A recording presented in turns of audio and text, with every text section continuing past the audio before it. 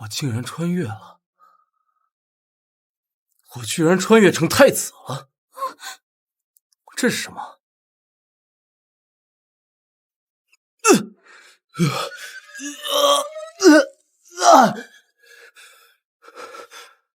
居然来蛊惑我弃皇帝，花老子1000万两建欢喜殿，割让9座城池赠与匈奴，还让我禅让太子之位。我刚当太子就想让我亡国！太子，你没事就好，干嘛对奴家发这么大的火呀？这圣旨……你还敢提圣旨？想让老子禅让太子之位，没门！这江山是老子的！你开窍了，老皇帝让你气死，国库让你亏光，还赠了匈奴9座城池，想反悔来不及了！来人呐，太子疯了，杀皇上了！救驾！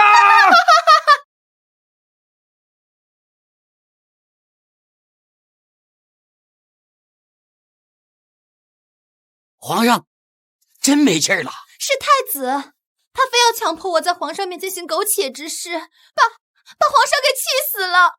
荒淫弑君，太子大逆不道，当诛！愣着干什么？杀了他！你这个妖女，竟敢伙同你亲哥谋反，你就不怕诛九族吗？来人，护驾！谋反？我们是肃清朝纲，这里面全都是我们的人。太子啊，不，夏正，你弑君之罪，物证人证俱在，还不赶快俯首就诛？慢着，夏正，你现在唯一活命的机会，就是把大夏让给我。你想想，国库亏空，匈奴逼近，民怒沸腾，你怎么能应付得了呢？好像是挺麻烦的啊。我还以为这个白痴长老子原来还是这么废物。那你把圣旨拿来，只要我盖上玉玺，你就能饶我一命。那是自然。来吧。哎呀，哎呦，当老子傻，把皇位交给你们，让你们勾结外贼去卖国求荣。你割城池9座，劫贼欢心，休想！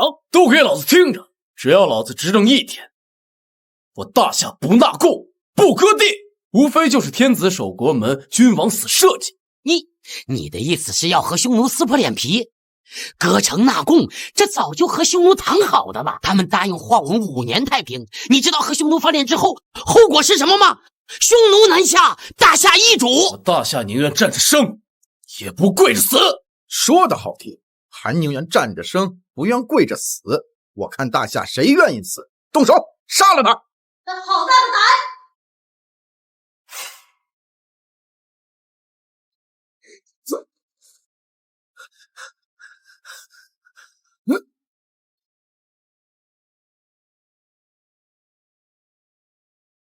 于蒹葭，你疯了吗？你救夏正，你俩不是不死不休吗？于蒹葭他怎么来了？他可是大夏第一高手啊！你怕什么？就算他是大夏第一高手，还能抵得过千军万马？于蒹葭，你当众被夏正休掉，沦为大夏第一笑柄。他当时怎么说你来着？冰冷无趣，还不如个太监。你现在还想要保他？你说的可是真的？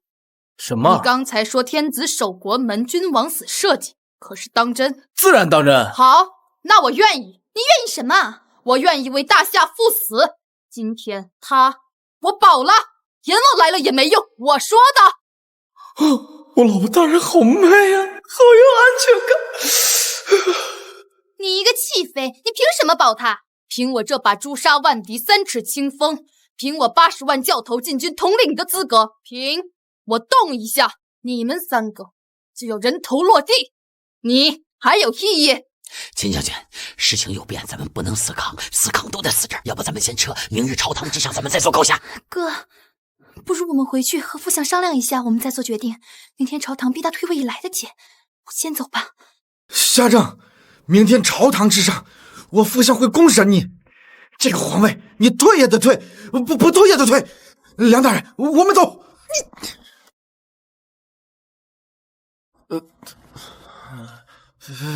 便宜老爹，你可别死啊！我可不想亡国。放肆！你竟敢对陛下龙体不敬，还是你真想害死陛下？你的意思是，皇上没死？陛下患肺痈，久咳不愈，如今脉搏微弱，我只能用内力吊住陛下的命，但是无法唤醒陛下。肺痈那不就是肺结核吗？得用青霉素啊！你又说什么废话？哎呀，爱妃，你先用内力吊住陛下的命，这件事情交给我。谁是你爱妃？我就是个弃妃。况且连神医都对陛下的病情毫无对策，交给你又有什么用？哎呀，小龟子，传闻太子弑君，可有此事？你会杀你爹吗？你从小随我左右，还怀疑我？他现在没死，得用青霉素。青霉素那是何物？赶紧去御膳房找陈介卤菜，要找那种埋藏年份久的，最好把上面的青霉挖一点出来。如果没有的话，弄点卤汁过来也行。陈介卤菜倒是常州有进贡，只是这东西真的管用？你哪儿那么多废话？快去！幸亏便宜老爹得的是肺结核，要是其他病我还不一定有办法。这陈介卤菜可是比西方早500年发生的天然青霉素啊！我要为陛下传功了，不需要有外人在场。哎，爱妃，滚！好嘞。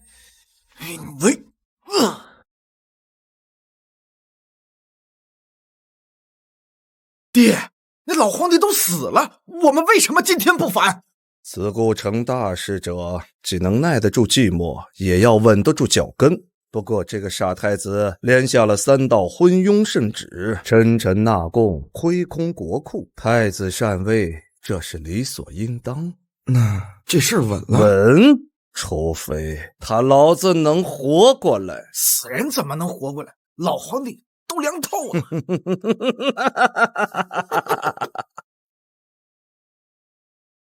夏正，你还有脸坐在龙椅之上？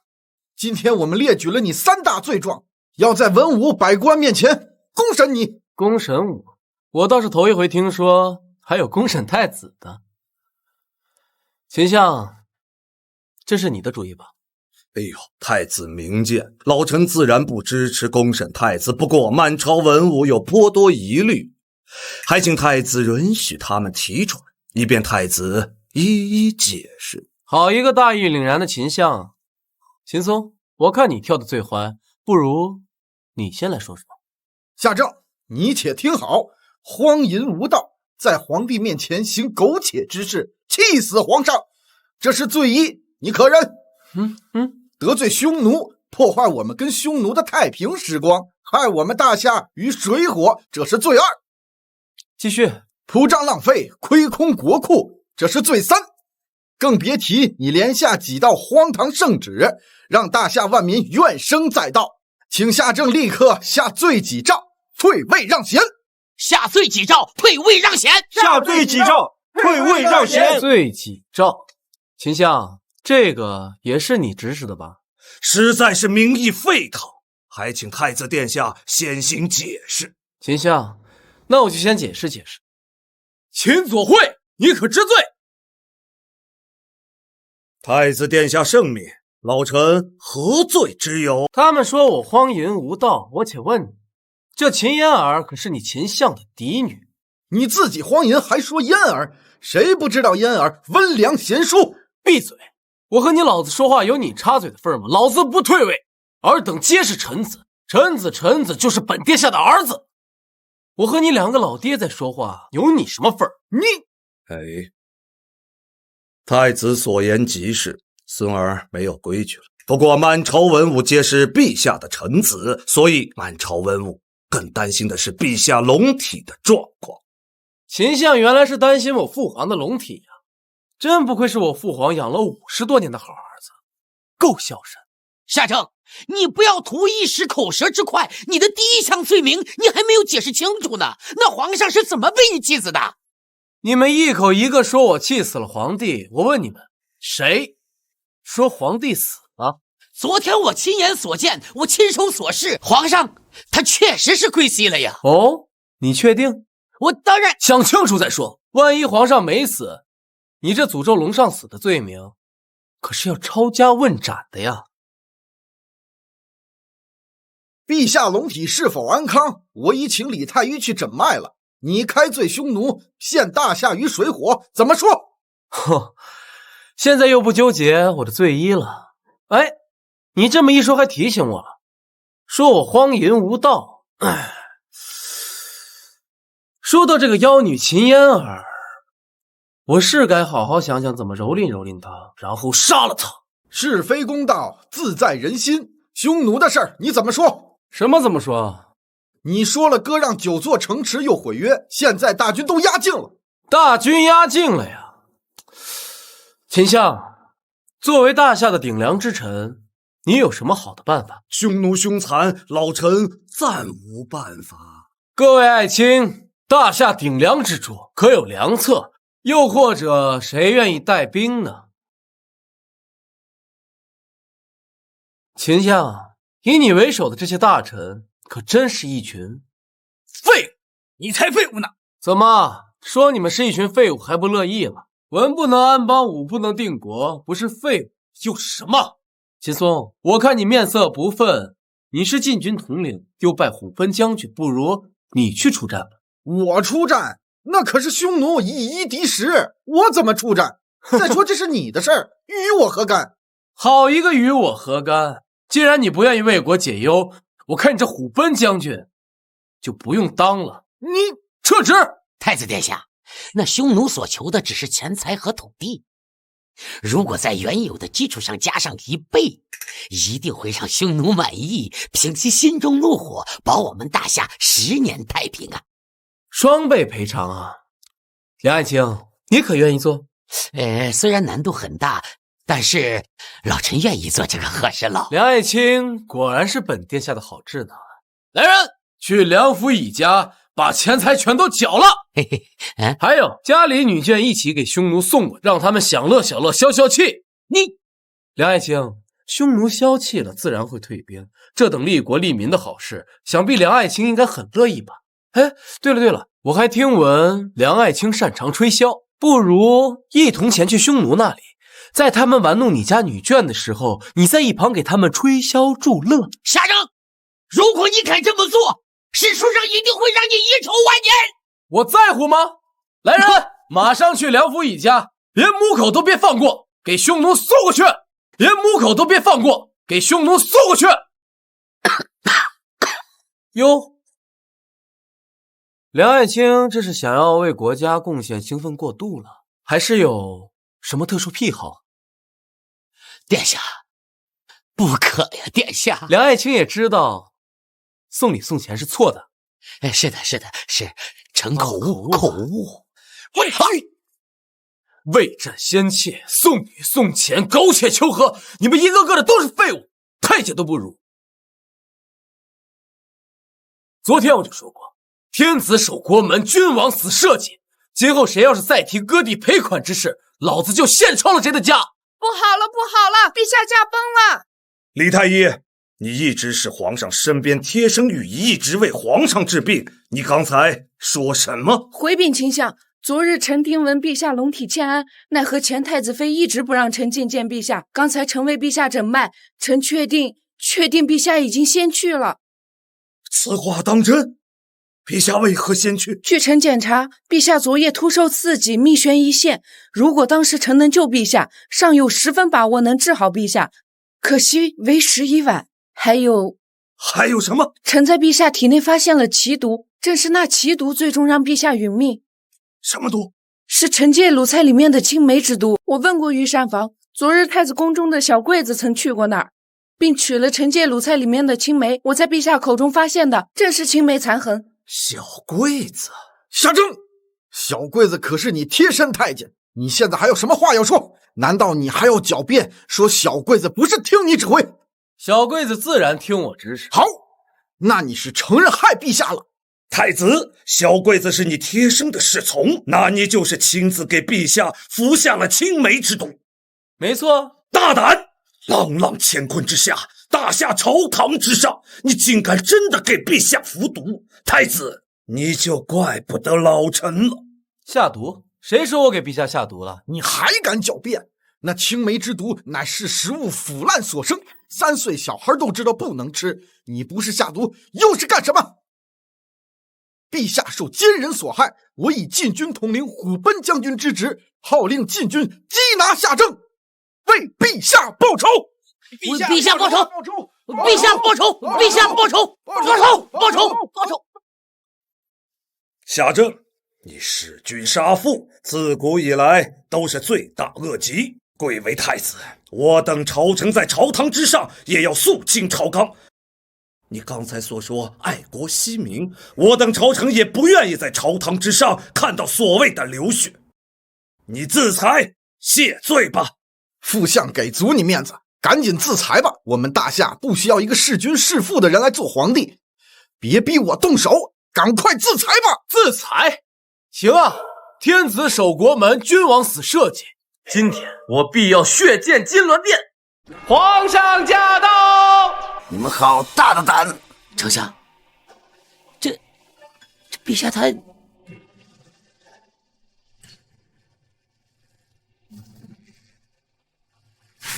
陛下，您没事，真是太好了。我刚才差点误会太子了。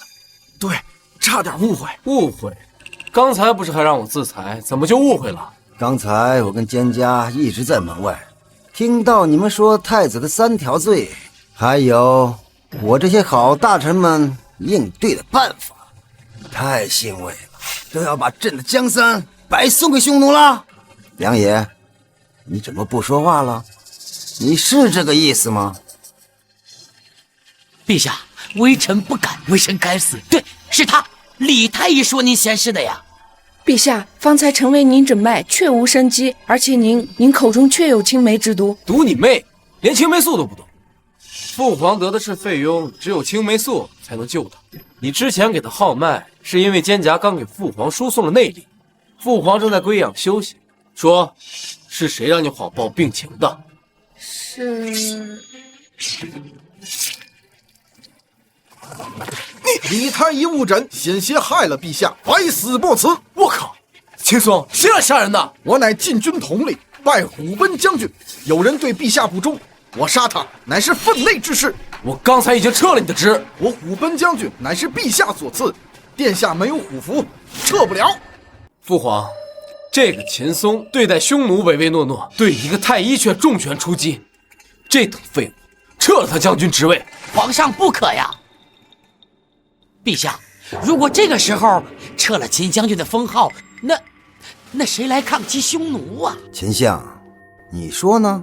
回禀皇上，雷霆雨露皆是君恩，一切听皇上的。无故撤了军中主心骨，着实不妥呀。就他还是军中主心骨，我看他脑袋空空，不是废物是什么？你胡说！我博览群书，我读了上百卷书，我怎么脑袋空空？既然这样，父皇，不如我出3个儿童都会的题，考考秦将军。如果他能答上来，儿臣当面给他赔礼道歉；如果他答不上来，那就撤了他将军职位。秦将军，如何？陛下圣允。如果我赢了，请陛下降旨，让太子当着众人的面给我侦查道歉。好，那就开始吧。第一题，什么东西你脸上有，胸上有，屁股上也有肉？是月亮的月。哈哈哈，妙啊！太子说的对，我大意了。再来。第二题，什么光能带来痛苦，令你难以接受？红光。是刺眼的光。是耳光。你。第三题，我这耳光打在什么地方，秦将军不觉得疼呢？手上，脚上，蠢货，自然是打在秦相的脸上，你不会疼了。蠢货，自然是打在秦相的脸上，你不会疼了。爹，父皇，刚才这3道题连3岁小孩都能答上来，秦将军却什么都不知道。他不是废物是什么？下诏夺秦松虎贲将军称号，撤出军中一切职务。陛下，我发了，后面有事儿找太子，我不在的时候依然有太子监国。陛下，请您一定保重龙体啊！不过10日之后，匈奴使臣将会来侵，此次匈奴前来，来势汹汹，不知我大夏朝该如何应对啊？秦相，你耳朵是聋了吗？陛下刚说了让我监国，匈奴使者来，自然是我来对付。太子对付自然是极好的，不过太子之前下了一道圣旨，修建欢喜殿斥资1000万两，导致国库亏空。如今军需物资还有皇宫用度，又需这1000万两，不知太子该如何应对？5日酬银，可否？当然可以。太子殿下，这欢喜殿已然动工，如果贸然裁撤工人及其家眷的话，将会流离失所，请太子三思。这欢喜殿自然是要建的，不过要改成北征殿。匈奴一日不破，我一日不住。好，自然是好的。你倒是提醒了我一件事，这欢喜殿可是因为那妖女秦嫣儿蛊惑所建。父皇，你也见到了那秦嫣儿是如何蛊惑我，我要将这妖女囚禁起来，免得祸国殃民。你敢？所言极是，准。还愣着干什么？还不把你妹绑进宫来？放心，我又不会杀了她，只是把她囚禁起来，慢慢陪她玩。如今嫣儿是太子妃，既然是太子妃，就是太子的人，任凭太子想怎么处置就怎么处置。丞相深明大义，没别的事，退朝，退朝。臣告退。爹。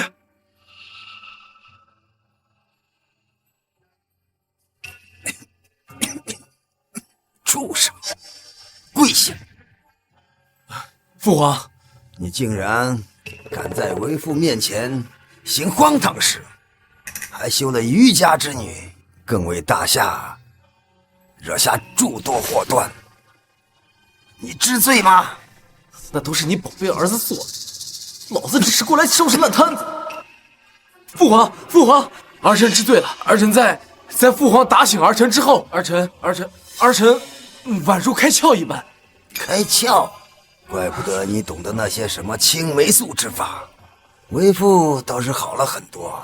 那我问你，你那句君王死社稷可是真心的？当然是真的。你不怕匈奴？区区匈奴，我非但不怕，我还要封狼居胥，拜官君侯。是太子，咋能封侯？罢了，我之后一切都是你的了。你惹的那些烂摊子，你自己去管。如果这件事情你处理不好，王位将与你无关。父皇，瞧好吧。起来吧，蒹葭是个好孩子，这次他为朕输送内力，你要好生待他。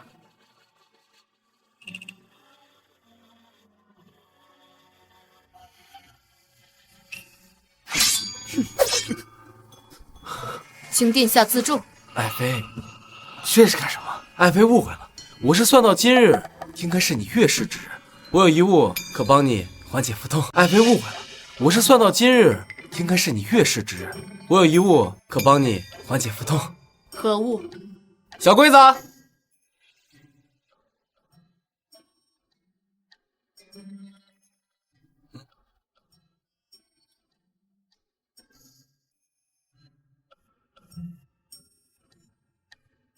这药要想发挥此药效的完全功效，还得配合我独门的推拿手法。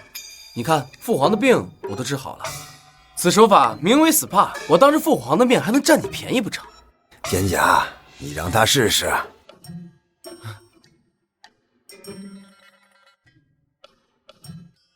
你若敢乱来，此剑必斩你。哎。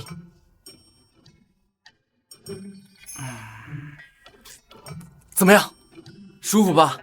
嗯，果然肤若凝脂，体香诱人呢。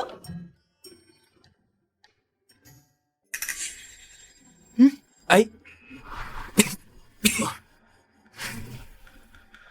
父皇，刚才儿臣所按之位，乃是太子妃丹田所在之处，需用儿臣独家手法将药物化解，不然药物堆积，日后恐难有孕。蒹葭，感觉如何？启禀陛下，我没事了。殿下还是好好想想怎么处理国库亏空的事吧。此事我有办法，匈奴不日而至。爱妃，我只能相信你了。爱妃，我只能相信你了。天下兴亡，匹夫有责。我虽为女子，但亦可斩敌杀贼。斩敌杀贼倒不用，对付匈奴不光是要钱，最重要的是不励志。爱妃，这是炸药和步枪图纸，你秘密找一批顶尖工匠，将它们打造出来。有了这些东西，我们一定可以大败匈奴。老子10几年骨灰级军迷，终于可以大显身手了。就凭这些，相信我。好，我立刻安排密卫寻找匠人制作。另外，你父亲于谦作为清流，我打算在朝中给他安排一个职位。一切凭殿下安排。爹，我不想被囚啊！你快救救我！爹，那老东西居然没死，要不咱们计划提前，不然妹妹怎么办？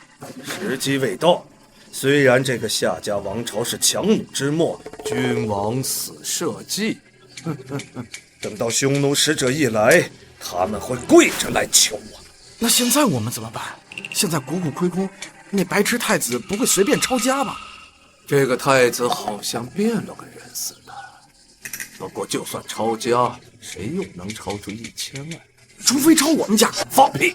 这个老东西不死着实蹊跷，但我埋的那个伏笔就快要派上用场。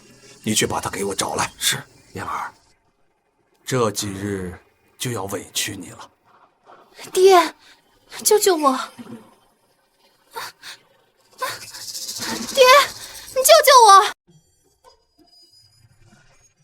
太子殿下，太子妃呢？不是让你请她过来吗？殿下，太子妃说自己是弃妃，不便来这儿。不过我看她好像是帮您筹银去了。的确是个好老婆，不过我怎么用得着她替我筹银呢？殿下，这都过去1天了，您怎么还不着急？急什么呀？还差几样东西。哎，对了，我问你，这宫中谁最富有？自然是赵皇妃，3皇子的生母，跟秦相有亲戚，母家是江南首富。好，就她了。殿下，您不会是要抄家吧？赵皇妃我们可不敢啊。我抄个毛线啊！我是那么没有水平的人吗？啊，对了，秦燕儿在哪？去把她给我提来。我去传令。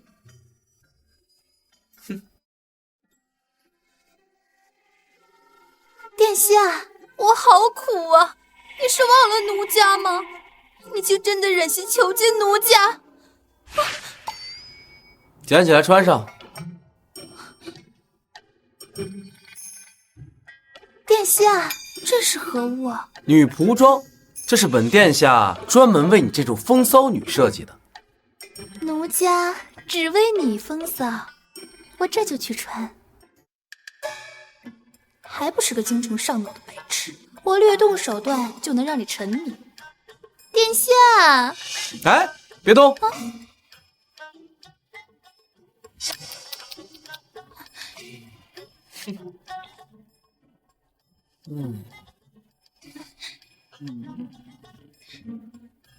等着。哎，手扶着门框。哎，抬腿，抬腿，抬右腿。好，好，撅屁股，抬点下巴。百姓们，你们有福了，让你们见识一下21世纪的福利机。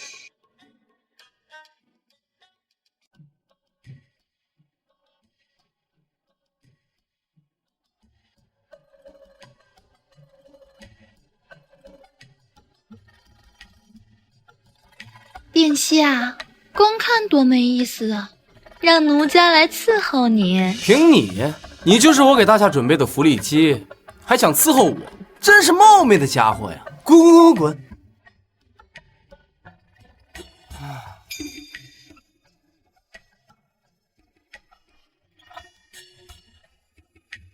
爱妃，你怎么来了？我来给殿下送点东西。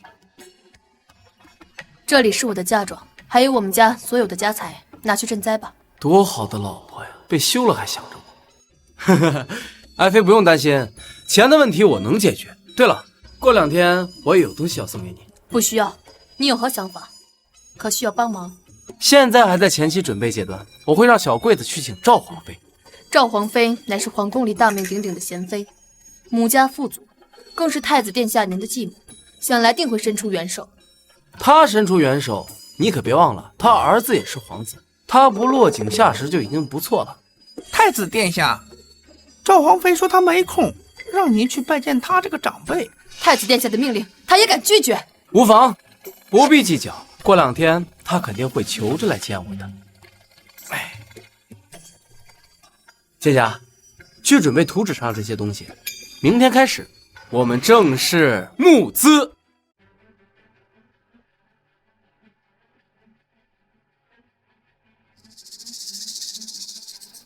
殿下，您这还不是抄家？我抄什么家？你且送去。是。赵皇妃，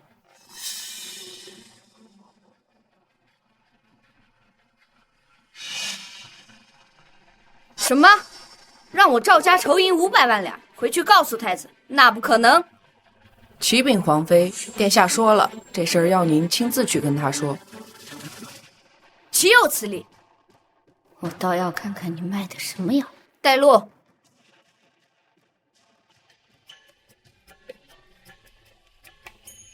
太子呢？我已在此等了3炷香的时间，他怎么还没出来？启禀皇妃，您来的时候我已通报过太子殿下，他现在还没来，应当是有什么急事儿吧？我乃太子长辈，名义上的母亲，他怎敢让我在此久候？太子殿下说，您若是不愿等，大可离开，改日再约。哼！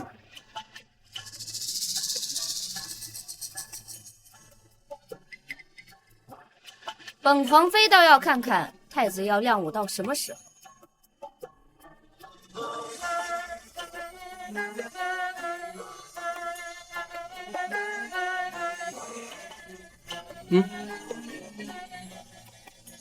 哟，皇妃还没走呢，实在不好意思，昨夜政务太多，处理晚了，一觉啊就睡到现在。太子殿下好大的架子啊！是又如何？我乃大夏国太子，有点架子挺正常。太子殿下要为军队募资，我理解，但让我赵家出500万两，没有。哼，那就要看看皇妃的诚意了。最近呀，批业奏折太多，我这双手啊酸软无力，还请皇妃帮我把衣服穿好。你敢？我可是皇妃，我是你父皇的人。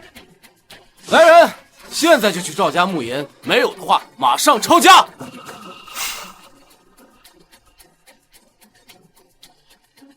放肆！你知道你在干什么吗？我刚才看你快摔了，扶你一下，你不应该感激我吗？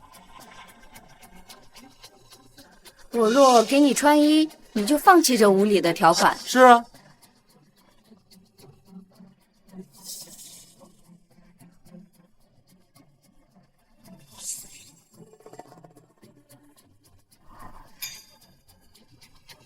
赵皇妃果然贤淑，借你一物，与军队募资。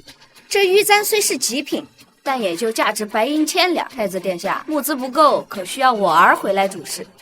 三皇子，就他能募集1000万两白银，我看你是准备让他啃老吧？你给我等着！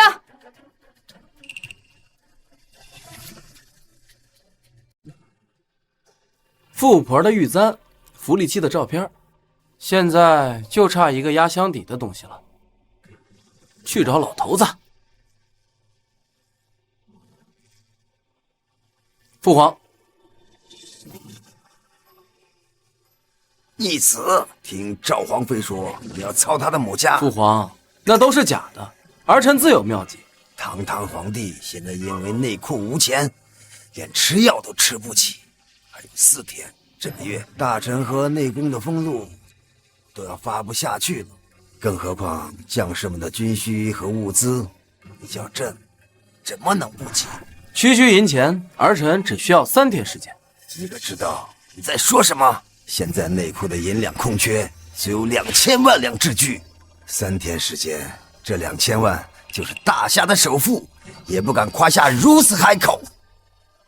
父皇不用担心，不过还需要父皇配合，赠儿臣一副墨宝。墨宝？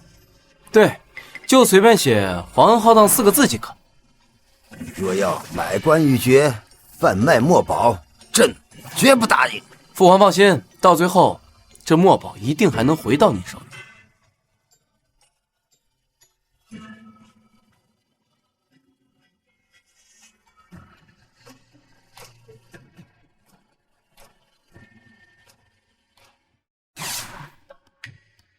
瞧一瞧，看一看了，皇家推出彩票玩法，以小博大，拼运气，这运气好了就能发大财。太子殿下，您这是在做什么呀？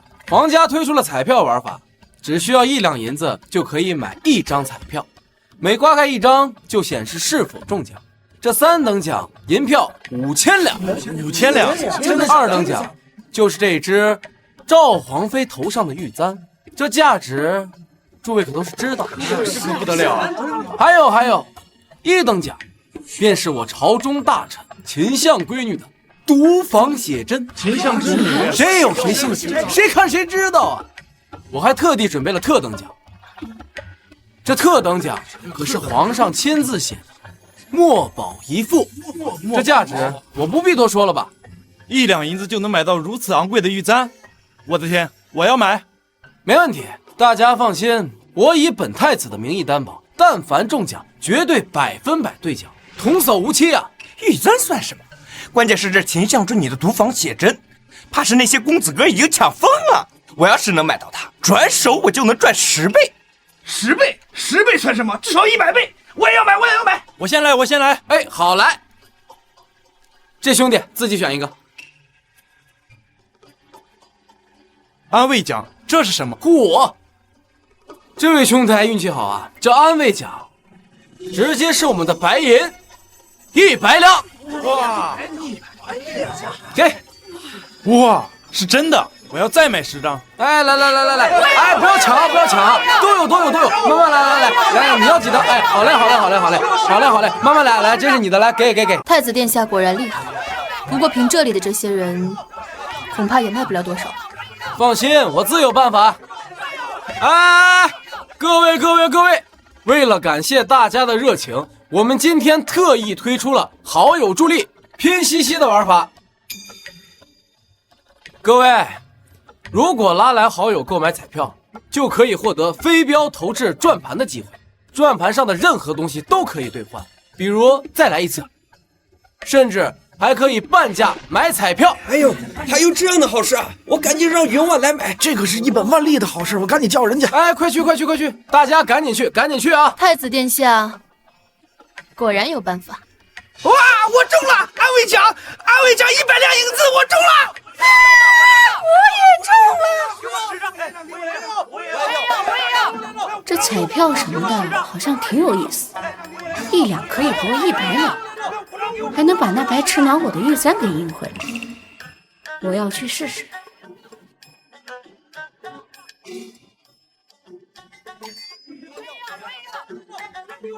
我要50张。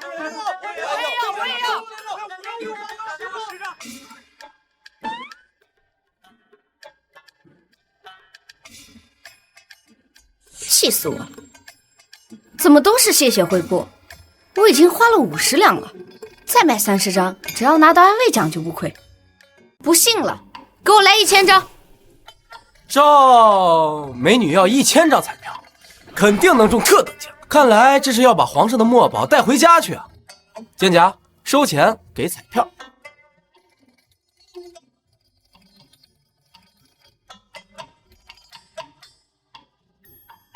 我就不信了，我已经花了那么多钱，我只要拿回我的簪子或者拿到特等奖，我就不亏。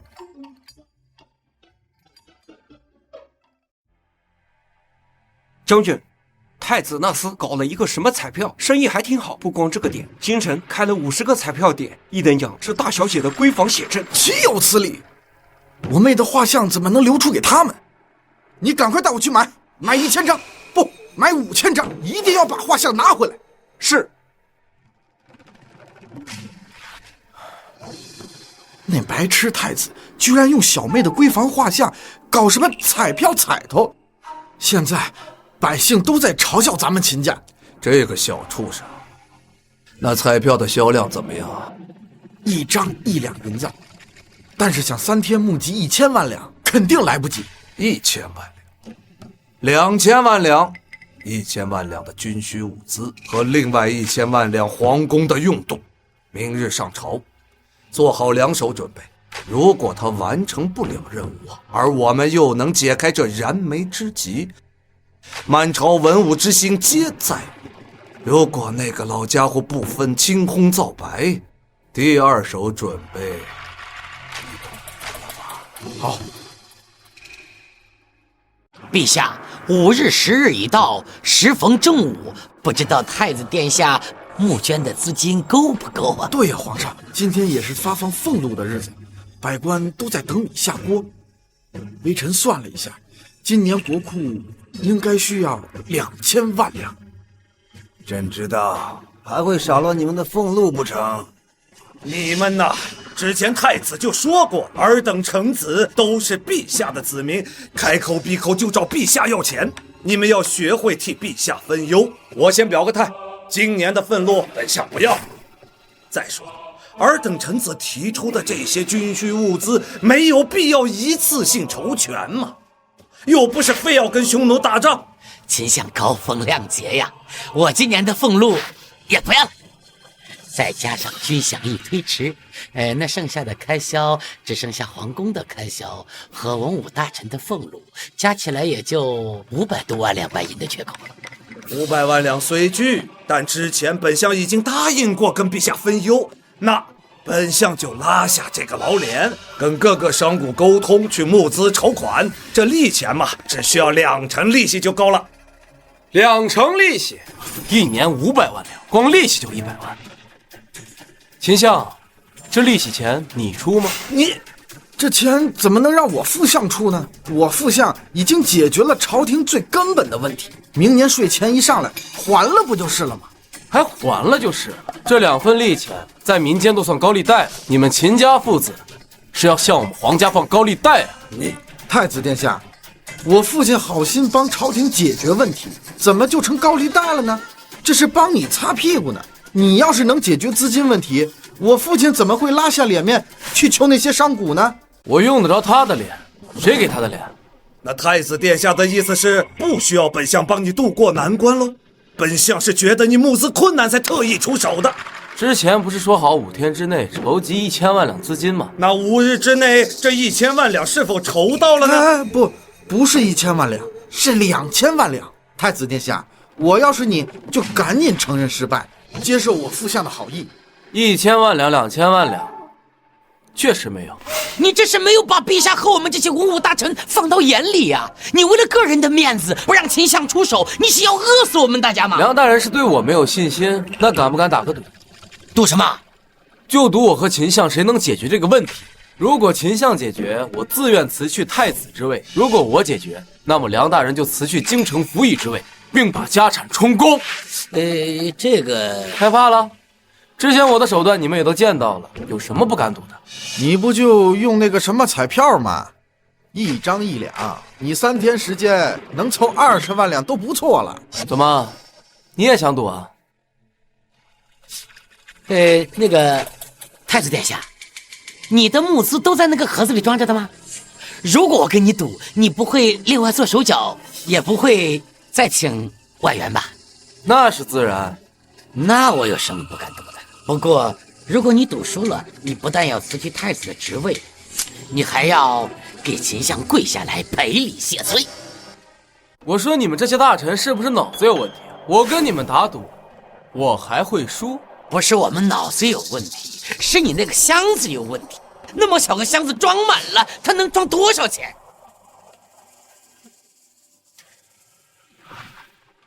就几根金条，还有少许的银票，充其量就几10万两。太子输了。梁大人，仔细看看，仔细看看，嘿，仔细看看。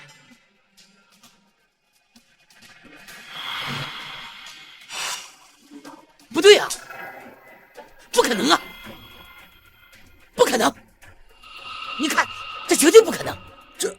这都是1万两一张的银票，1000万、2000万我是没有，不过3000万我倒是有的。你炸我！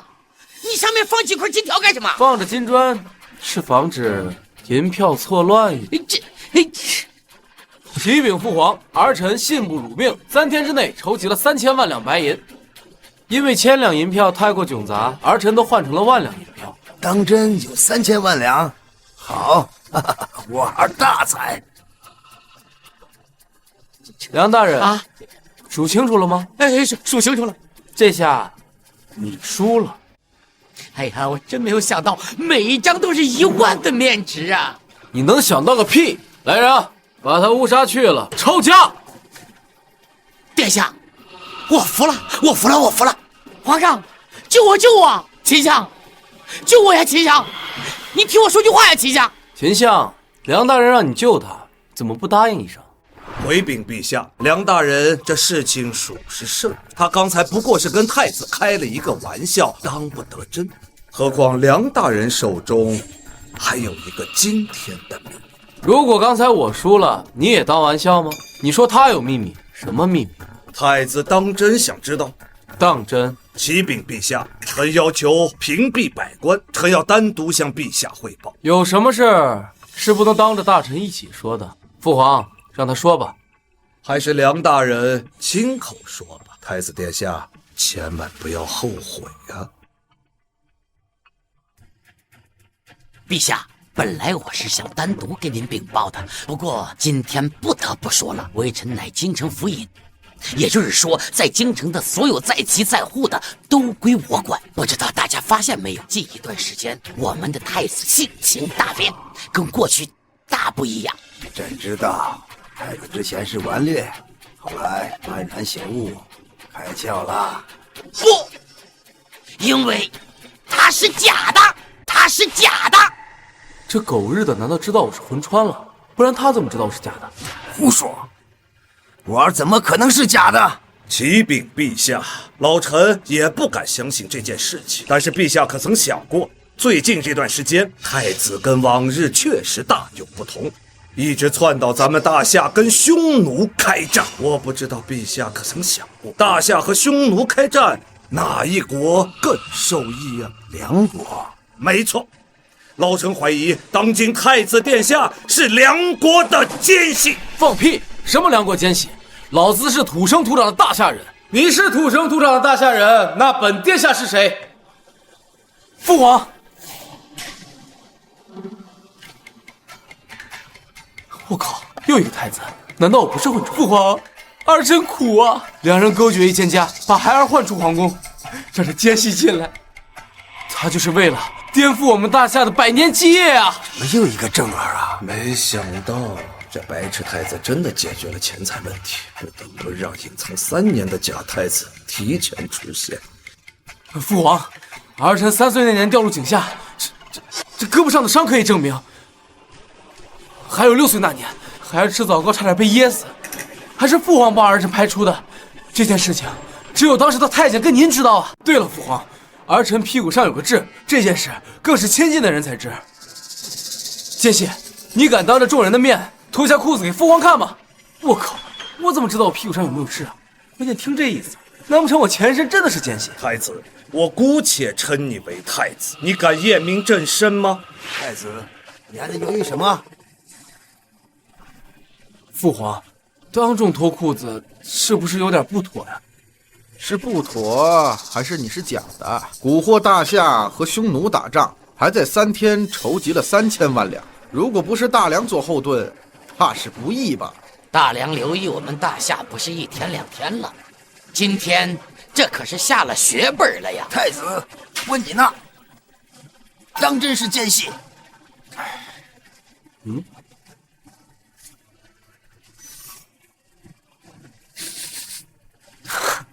我脱裤子有什么不妥？不过要不要让你先脱呀？我先脱？我为什么先脱？怎么，你有点慌了？那这样，你是不是更慌？一个不男不女的太监，我凑近就能闻到你的尿骚味，这种味道只有净身没净干净的太监身上才有，居然敢冒充本太子，我看你是活腻了。殿下饶命！殿下饶命！是。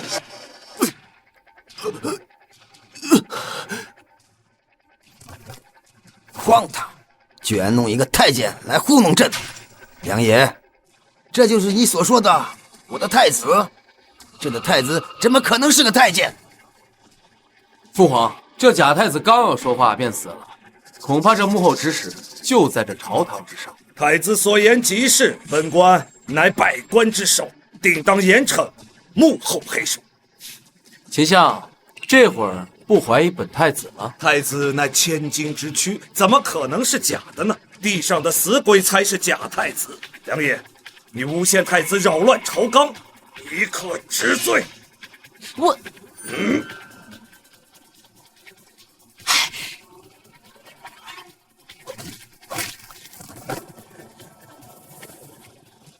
畏罪自杀，好一个京城府尹！抬下去，曹家诛九族。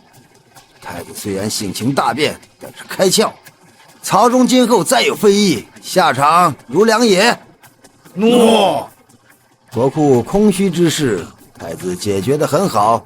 今后太子监国，如朕亲临，上斩一品大员，下诉顽劣刁民，如有违背，皆为抗旨。诺。秦相，我之前只是名义上的监国，现在我有实权了，上斩一品大员，秦相就是一品吧？你怕了吗？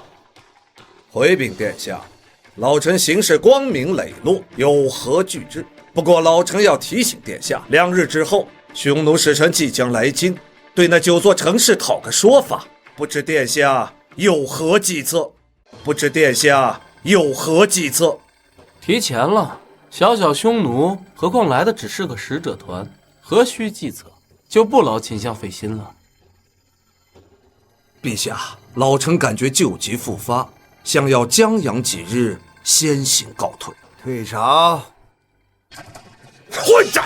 没想到这都能让他翻盘。当初因为好把控，才把假太子阉割成了太监，没想到因为这个失措，弄巧成拙了。哎，不行，如今已然让这个小畜生成了气候，就算匈奴使者也不一定能压得住他。你去把3皇子给我找来，我要联合郑红飞一起对付他。好。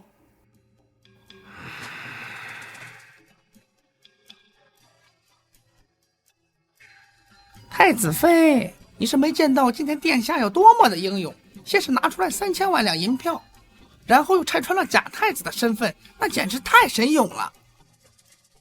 果然有点本事。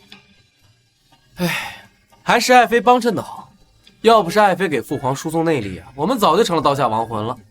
对了，爱妃，我让你找工匠设计的东西可好了？匈奴使者马上就要来了，已经连夜设计出来了，估计明天就能制作出来。只不过那东西真的能对付匈奴使者吗？匈奴使者的一贯伎俩不就是比试吗？无非就是文攻武治，有了那东西，我们还怕他们？小桂子，你先出去吧，我有话要跟爱妃单独说。这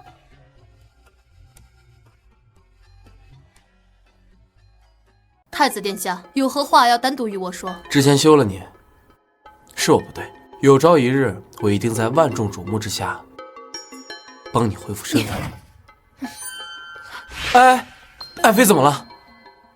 没事没事，为陛下传功消耗了我9成功力，需要静养数日才能恢复。爱妃，你这是没力气了呀？既然这样的话，你这淫太子，我还以为你改了呢！你要是敢动我，我就自断筋脉而死！爱妃，千万别做傻事啊！你忘了我是怎么治好你月食之痛的？其实我有件礼物要送给你。果真？那你刚才……爱妃，请你一定要相信我好吗？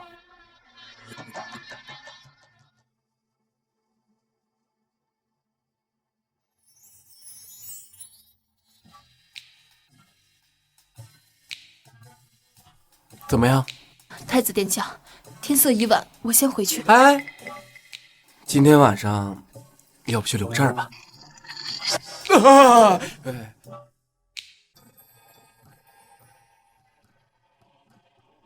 匈奴使者马上就要来了，秦相呢？我父亲告病假，今日匈奴之事还需殿下自己应对。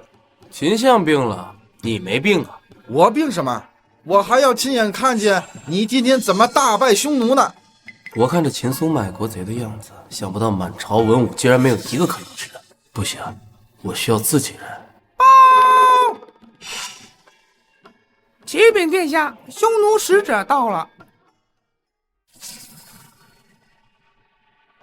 太子殿下，我乃匈奴公主，特地来讨要那9座城池跟100万贡品。听说殿下答应我们又反悔了，我需要个说法。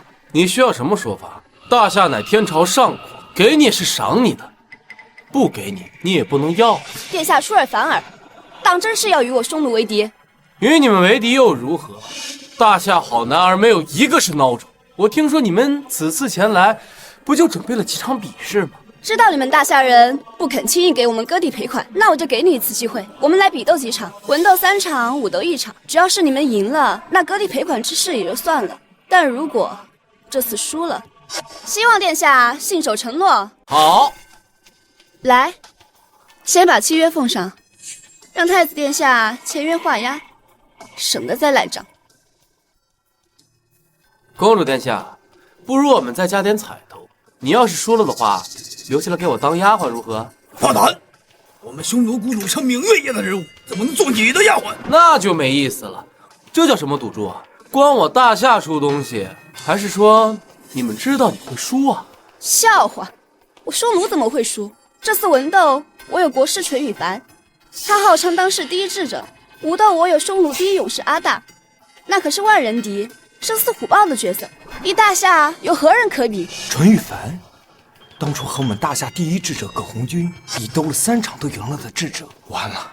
还有那武者，当时他一人可是斩杀我大夏上万将士，我大夏没有一合之敌啊！知道就好，太子殿下，如果真输了，我当你丫鬟又如何？但要加一条，如果你输了，我要秦嫣儿，并且还要你一双眼睛，你色眯眯的眼睛让我很不爽。好，那我们文斗3场，武斗1场，先文斗。这第一局是太子先出题，还是我们先来？让你们先来又如何？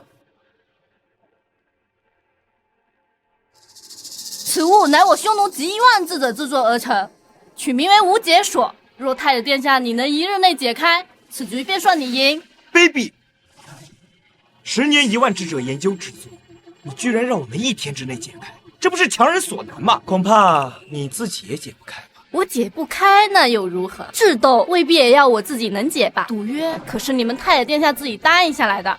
皇兄，此物就是淳于凡和阁老比试者，根本无解。看来这局咱们先认输吧。太子殿下，你太自满了，这应该让我们3皇子上，而且由我们先出题。3皇子已经准备了几手绝对。皇兄，你拿我大夏城池太当儿戏了，想后悔，没门儿。你们不行，不代表我不行。这玩意儿不就是简陋的鲁班死了吗？很可惜啊，淳于凡，我是站在古人和历史上的肩膀吊打你跟玩儿一样。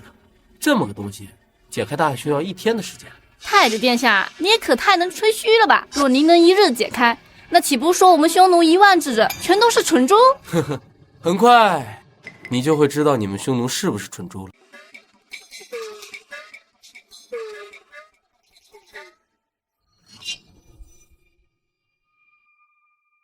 哼，看来你们匈奴还都是蠢猪啊！这怎么可能？你竟然真的解开了，连炷香的时间都没到，他如何做到的呢？公主殿下，到我出题了吧？哼，太子殿下好走运，出题吧。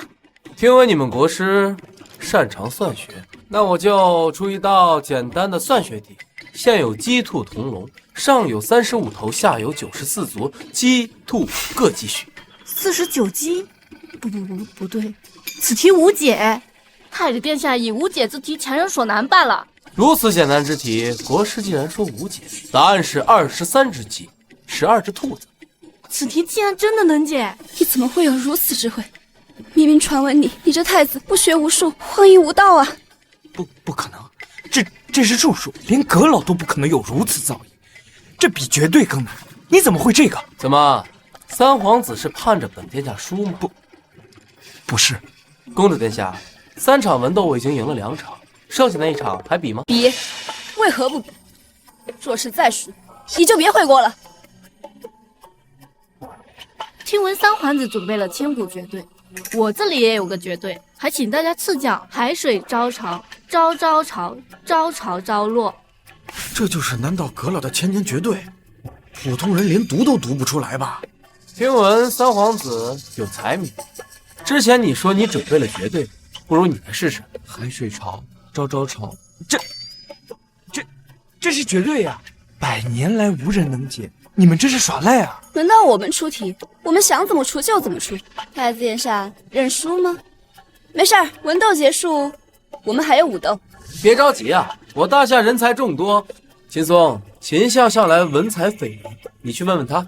不，我爹告病，没精力。秦相果然神机妙算，知道今天要丢脸，请病假。太子殿下，您就别拖延时间了，回答不上来，咱就下一场。谁说我回答不上来？我只是看看我大夏是否还有能臣。果然不出我所料，现场的诸位都是垃圾。皇兄，你过分了！你说谁是垃圾？你看垃圾急了，我逞口舌之力有什么用？太子殿下，赶紧认输！你这匈奴蛮夷之地，还想跟我们大夏比文化？你们垃圾可不代表我们大夏垃圾。听好了，我对浮云长长，长长长，长长长啸。浮云长长，长长长，长长长啸。对上来了。不可能，绝对不可能！葛大儒都对不上来，这可是100年都没人对出来的绝对，你怎么会？我不但会这个，我还会的更多。要不要免费送你一个？我随便出一个烟锁池塘柳，含金木水火土，你们怎么对？我还会调琴调心调，调调调来调调妙，你们又如何应对？不可能，你绝对不可能！我刚才说什么来着？你们匈奴都是蠢猪，还跟我们玩文化？呸！哼！我不但会绝配，我还会唐诗300首，宋词一大片，跟我比。公主，此人底蕴极深，我不是对手。废物！阿大，你上。公主殿下，我们总共比试4场，我已经赢了3场，这武斗还有必要吗？我不管，说是文斗武斗就要比完，你若不敢，就当我赢。我是怕这刀剑不长眼，再伤着你。你们大夏都是病夫，能咬文嚼字又如何？战场上我屠你们如砍猪狗。你确定你不怕死吗？怕是你们大夏无人吧？没一个男人。给脸不要脸！我们大夏将士何在？我内急，我上茅房。快，把你们大夏第一高手叫出来！我早就想和他争天下第一了。皇兄，太子妃哪一计你不了？他上的话不合适吧？你上。传太子妃。哼，我就说大夏没男人，位高如太子殿下，还是要躲在女人身后。哼，谁说我躲在女人身后了？没看到我手里有枪？你的意思，武斗你要上？那是当然了。你看我们朝廷都是垃圾，只能我上。殿下，还是我来吧。哎，爱妃莫慌，我是说朝廷除了你我都是垃圾。太子殿下，你要亲自上。你这骨头比老虎还硬，但是比万军还强。你这细皮嫩肉的，还不如我们匈奴的娘们儿。聒噪！3、2、1。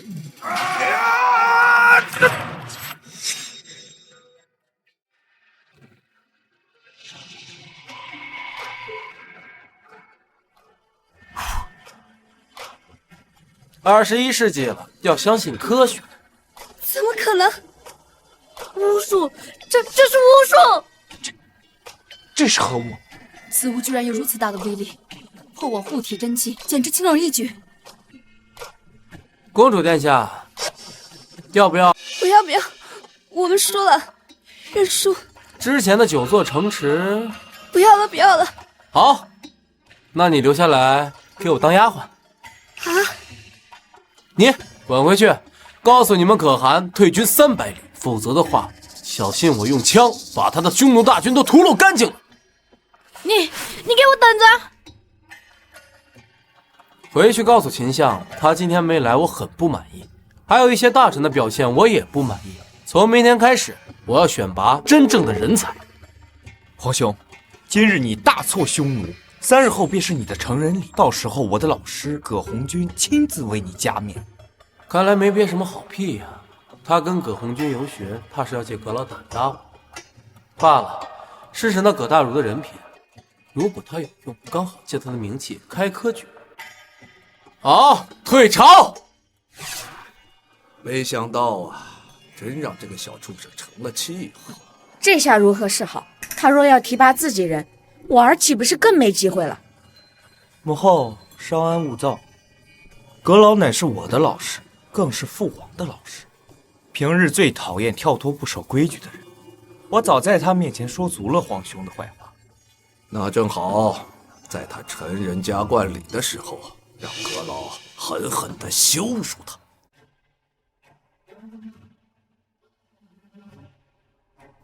长得倒是挺标致的，要不要当本殿下的暖床丫鬟？你休想！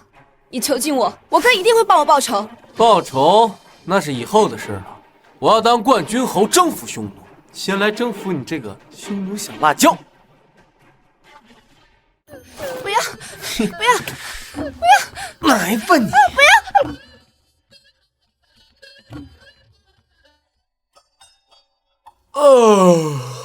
殿下，想不到你们大夏人还如此神勇。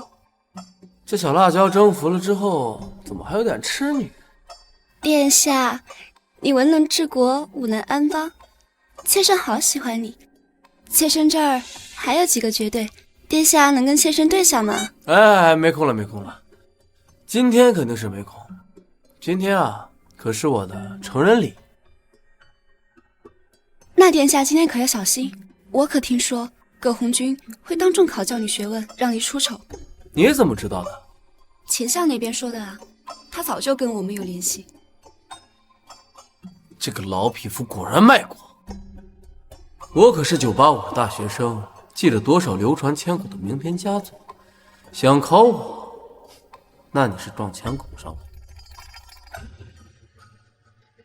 葛老远道而来，舟车劳顿，一路辛苦啊！一路不辛苦，有三皇子陪我游学，他仁德亲善，学识渊博，如此优秀，又任劳任怨，有他常伴我左右，我哪里会辛苦？葛老所言极是啊！三皇子能文能武，只有在您座下饱读诗书，方能誉满京城。只不过皇帝陛下年事已高，有些昏聩，才让那个不学无术的夏正当了这个太子之位。老夫也有所耳闻，当朝太子监国不到1个月，荒淫无道，私下圣旨，定是胸无点墨之徒。此等昏庸之人，怎能让他做太子呢？葛先生说的对，莫怪我那太子兄长，他自幼不爱读书，只是得到了父皇的宠爱，性格才会如此。荒唐！今日是他的加冠礼，老夫一定要让陛下还有天下文人都看清他不学无术的样子，让他灰溜溜的滚出东宫。太子加冠，乃是大夏国大事。今日当着诸位爱卿的面，请朕的老师葛先生亲自为太子加冠。恭贺太子加冠！葛先生著书立说，品行高洁，是大夏国所有读书人的老师，更是朕的恩师。接下来，请葛先生为太子加冠。先生，陛下，臣拒绝为太子加冠。葛先生，这可不是儿戏啊！陛下，太子胸无点墨，不学无术，这样的人为他加冠，那只会辱没了臣的清明，臣宁死不从。陛下息怒，臣也是为了大夏，一个不读诗书、乱下圣旨的顽劣，断不能成为我大夏国的监国太子。葛红俊，你糊涂啊！臣与太子打个赌，倘若太子能以沙场为题，写出一首能看得过去的诗词，臣愿意向太子下跪道歉；倘若不能，臣绝不辱没清明，为太子加冠。葛先生，你口口声声说我胸无点墨，不学无术，今天我就叫先生看看什么是真正的诗词。太子殿下慎言，阁老乃当朝第一文人，诗词歌赋登峰造极。太子如此说话，怕是会招来天下人耻笑吧？太子不要冲动，请父皇和各位大臣一起做个证。既然如此，那我就看看太子能写出什么绝世佳作。小桂子，拿纸笔来。母亲，大喜事！何事？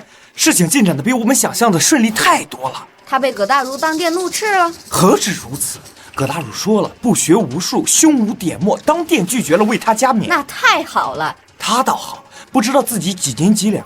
面对葛大儒提出来的诗词考核，竟然大放厥词，说什么要教葛大儒写诗词，这不是滑天下之大稽吗？他这么说话没有脑子吗？那可是当代儒圣、读书人奉若神明的葛红军啊！但凡不是个蠢货，就不会说出这样的话。我看他是太子坐久了，飘了，以为什么事情都能以权势解决。这次葛先生肯定狠狠收拾他一顿。得罪了葛大儒，就相当于得罪了天底下所有的读书人。一会儿打赌输了，便会引起天下所有读书人的耻笑。他是太子，脸皮再厚，天下的读书人也能把他给掀翻下去。哪怕是老皇帝也保不住他，那可是得罪了所有帝室，还有无数的读书人，当朝的所有文官。哼，殿下到底想做什么？在诗文一道上挑战葛红军，无异于以卵击石，这可怎么办啊？既然是赌约，那就以一炷香为实现吧。不知道太子殿下还有阁老意向如何？何须一炷香的时间？吹牛吧！区沙场诗文，我现在就能写。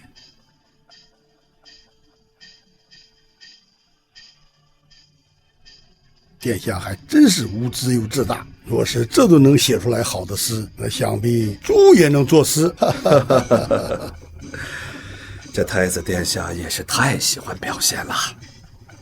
古人云七步成诗，他这是眨眼成诗啊！这要是能成了，怕是要一笑千古了。葛先生，过来看看吧。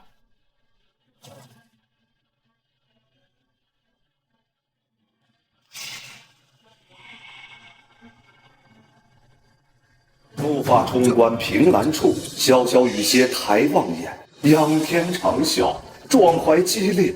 30功名尘与土，8000里路云和月。莫等闲，白了少年头。空悲切，大夏时犹未雪，臣子恨何时灭？驾长车，踏过河南山缺。壮志饥餐胡虏肉，笑谈可以匈奴血。待从头，收拾旧山河，朝天阙。怎么可能？世间竟有如此绝世佳作！我竟以为太子不学无术，我葛红军愚蠢，愚不可及。殿下，是我瞎了眼，我输了。不可能，他怎么写得出这样的作品？连葛红军都输了。待从头，收拾旧山河，朝天阙。好，好啊！大家都看到了吧？这就是太子的才学。还有谁觉得太子不学无术吗？太子殿下之才，我等佩服。葛先生呢？臣有眼无珠，道听途说就冒犯太子殿下，实在该死。如今葛先生可不愿意为太子加官？臣还是不愿。臣才疏学浅，看着这首诗词，实在是没有资格为太子殿下加官。无妨，无妨。先生何须谦虚，我还等着你留下来辅佐朝政呢。有他在，推举科举制更方便。老臣愿为殿下效死。好。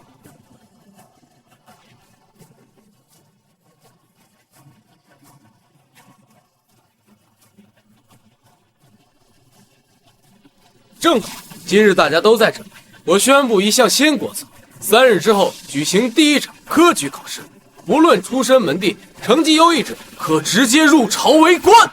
太子，万万不可！此事重大，改日再议。我估计这会儿啊，那废物已经被夺去了太子之位。母亲，今日我们好好庆贺一番。他肯定写不出来。我儿今天就可以好好准备，学习如何做一个合格的太子。我倒是好奇啊，他能写出个什么东西，有多好笑？写出来了，写出来了！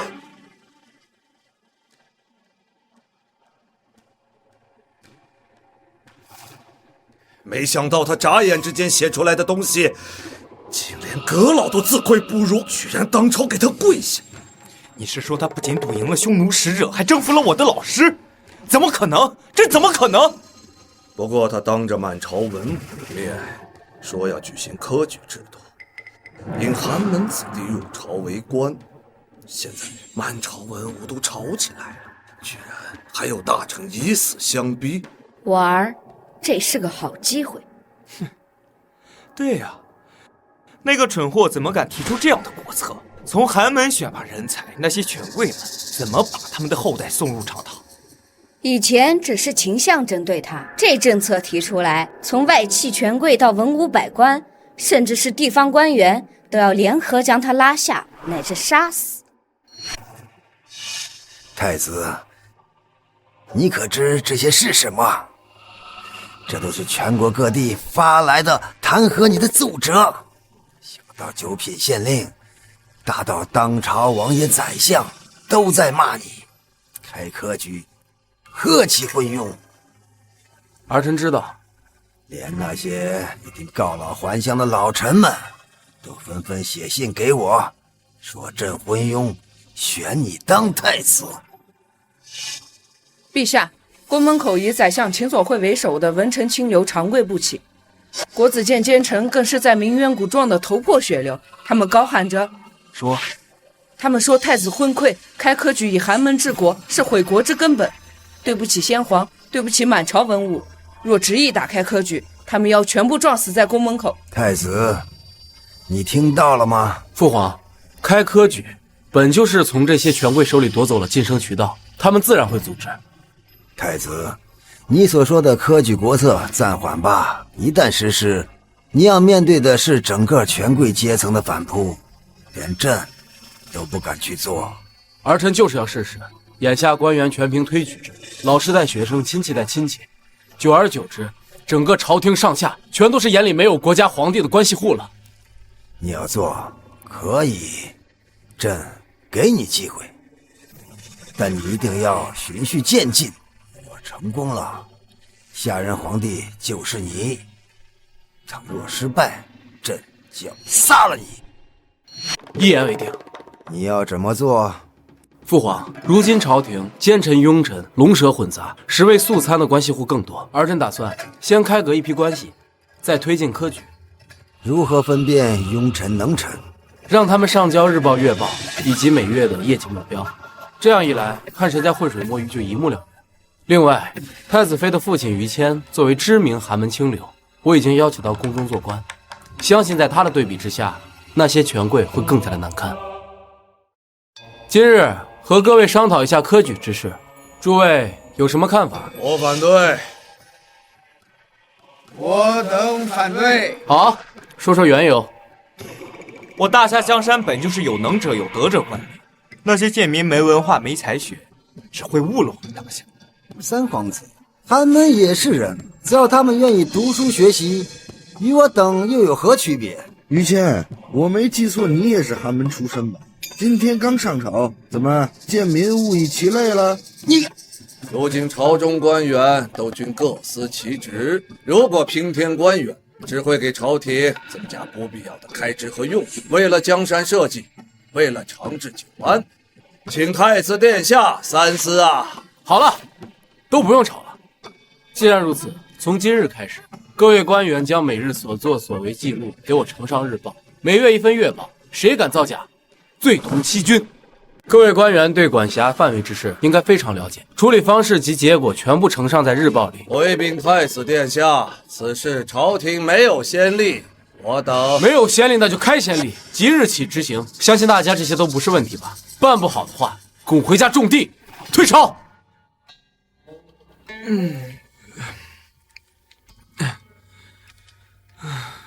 秦相，你不会真在那儿写什么劳什子日月报吧？三皇子殿下，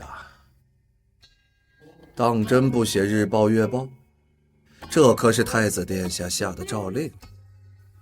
开玩笑，我平常连奏折都懒得写，叫我写什么破烂日月报？笑话！三皇子殿下还是谨慎一些的好，别给太子殿下落下了画饼。最近一段时间看来，太子殿下做事很辣，完全不在预料之内。我也是父皇生的，我怕他。对，当今陛下的确只有你们2位仅存的皇子。要我看，你也别想，你们一个个的就是太怂了，他能拿我怎么样？三皇子殿下所言极是，那本相就随便写写喽。听说拓跋灵儿的哥哥拓跋金要准备报复他了，下政的好日子没2天了。来人呐，随便找人把本相的日报月报写了。众爱卿，昨日的日报以及上个月的月报可都写出来了。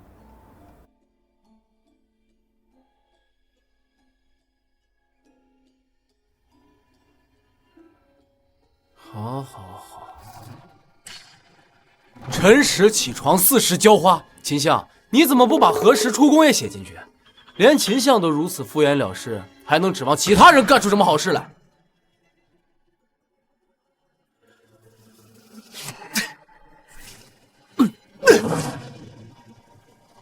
内阁侍读国子监监察居然写的是斗鸡遛鸟逛赌场青楼。好啊，这2位今天都没来上朝，恐怕又是逛赌场青楼去了吧？全是些尸位素餐的垃圾。太子此言差矣，我等皆是朝臣，不管表象如何，心中所想，口中所意，皆是朝中大事，国之大事。太子以为如何呀？哼，那我倒要听听你们聊的是什么国事。三皇子，你的日报呢？皇兄，我那个还没来得及写。没来得及写？琐事繁忙啊。太子殿下下的命令，三皇子，你居然胆敢无视太子殿下下的命令？皇兄，你我乃是同父所生，我可比某些出身寒门的官员要靠谱得多啊，何须写那些乱七八糟的东西来证明自己的忠诚？这么说，你是觉得自己很忠诚吗？论忠诚度，没人可跟我比。三皇子说得对，太子殿下，如果你确实要用人，满朝的皇亲国戚、勋贵之后皆是可用之人，不比那些粗鄙的山野寒门之子忠心100倍吗？好，那就试试看。好了，都不用争了。既然大家都说自己是一片赤胆忠心，尤其是皇亲国戚，今天就来证明一下自己的忠心有几分。皇兄，我等忠心天地可见。太子恕老臣直言，你要开科举取寒门，又不相信我等勋贵之行为，你这是不是有点舍本逐末呀？秦相，此言差矣。大夏有多少寒门之人？难道我等就不忠心爱国吗？那可不一定，某些人呢，嘴上说的厉害，但毕竟穷生奸计吧。于大人自古以来，忠臣是第一位。寒门贱子，生于粗鄙荒野之人，哪有像我们勋贵一样跟皇家走得如此之近的？更遑论这忠臣2字，欺人太甚。好了，都不用吵了，这油锅已经开了。哪位忠臣愿意伸手将这大夏玉玺从这油锅里捞出来？先从秦相开始吧。秦相乃3朝元老，想必会毫不犹豫第一个冲上来，帮本殿下将这玉玺拿出来。你这油锅滚烫的，你这……哎呀，老臣突然身体不适，年事已高啊。这么说，秦相是不愿意了。那你呢？本殿下的亲弟弟，要不你来？皇兄，这东西怎能让我亲自动手？我去找个小厮，让他来。不，就让你亲自来，这样才能证明你的忠心。三皇子，我给你3个数的时间，如果3个数之内你不把这玉玺拿出来，那你就是抗旨不遵，连同你还有那些皇亲国戚之后的关系户都将逐出朝堂。这2、3，哼，什么狗屁忠心！你本流着皇室血脉，最应该忠心不二，现在看来却如此不堪。不，我不服！这油锅，而且还是滚烫的油锅，那手伸进去还得了？我不信他们有人能做到。太子殿下，臣愿意一试。蠢货，这么烫的油锅，你不要命了？于谦，这可是滚烫的油锅，你手伸去半条命就没了。何须多想，皇恩浩荡，我于谦从阶布衣走到如今，是个知恩图报之人。今太子殿下下令，我于谦自当以命相搏。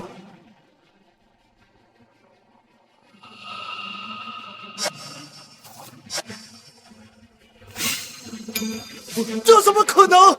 他的手居然让模样！太子殿下，这是怎么回事？不过是一些小伎俩罢了。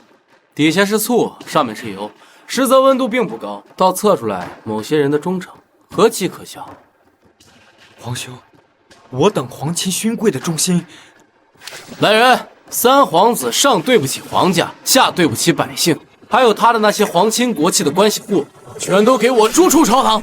太子殿下，你可想清楚了，三皇子他也是陛下亲生的儿子，你这样做，不仅寒了皇亲贵属的心，更会寒了陛下的心。皇兄，你太狂妄了，只有父皇能处置我。我是太子监国，自然代父皇行权。好，你等着，我跟父皇告状。太子，你还是太年轻了，你这样做无非是给寒门贱子们留下空位，可惜啊，你抵挡不住整个贵族阶层的压力。秦相，你在教我做事？你不敢。殿下，听闻你准备开科举了，是吗？这帮老狐狸终究是熬不住了。现在朝廷急需要更多的人才，真正的人才。您虽然大败匈奴使者，但我听闻匈奴可汗的儿子不是便要来侵，照这个架势，我大夏与匈奴必有一战。此时朝堂动乱，怕是不妥吧？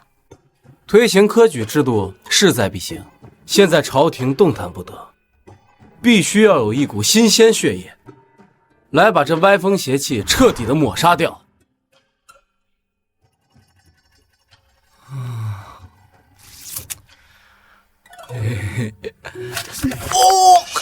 哇，哎呦！殿下，居然没亲到，可惜了。之前那枪的威力你也看到了，现在要抓紧打造，那可是我们战胜匈奴的制胜法宝。要是给那3000精兵都配上枪，打造出一支特种部队，我定会立于不败之地。前方打仗，如有殿下的武器，定能如虎添翼。是的，到时候没准我们可以一突匈奴，这可是我拜官君侯的机会啊！殿下，您为何一直执着拜官君侯啊？您已贵为太子，怎可拜侯？哎呀，这你就不懂了。封狼居胥，拜官君侯，这是男人的浪漫。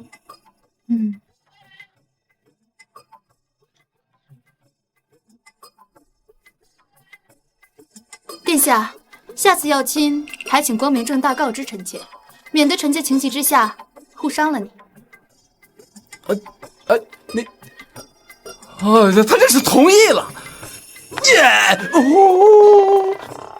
小龟子，现在马上告诉于谦，5日之后京城试点科举考试，寒门弟子皆可报名，记得从优胜者中挑选。秦相，听说5日后要开科举了，朝中大换血，我们没机会了。我好不容易向父皇告状，要回官职，回到朝廷，读不如书。况且科举一事，真由他说了算吗？说的倒也是，谁来选，怎么选，还轮不到他来做主。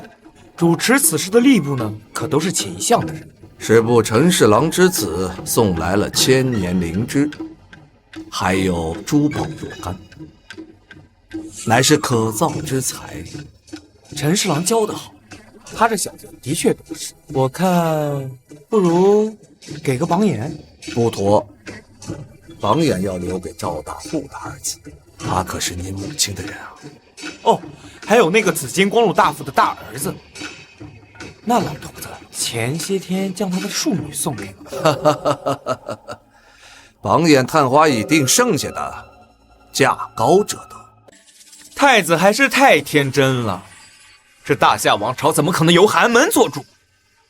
无非就是想架空你我二人的权利吧，哪有那么容易？三皇子殿下，这状元之位是否要正常录用，以堵住太子的嘴巴？秦相，科举之后，这大夏王朝便由你我二人掌控，到时候他就是个废物天子，有何畏惧？状元之位就给秦相的独子秦松吧。那三皇子殿下登基之后，那这天下还真就是咱们的了。这状元之后后8名的位置，三皇子如何定呢？明日我会大摆宴席，谁是前8，谁会落榜，那就要看他们谁更会做人了。三皇子深谋远虑。我祖上起家靠的就是贵族，他居然妄想摆脱贵族，哼，做梦！三皇子所言极是，只有咱们贵族才是一条心。哈哈哈哈哈哈！太子殿下，臣妾听闻一个消息。爱妃，但说无妨。臣妾听闻京城3大才子之一的王良，在宫门口辱骂太子殿下科举之事。竟有此事？他还说什么？他还说，太子殿下是昏庸无能之辈，玩弄科举，祸乱朝纲。一派胡言！不应该啊！我搞科举，推荐寒门子弟，应该夸我才对，怎么还挨骂呀？那王良现在何处？在天牢，他辱骂太子殿下，被宫门口的禁卫军抓了起来。把他带上来。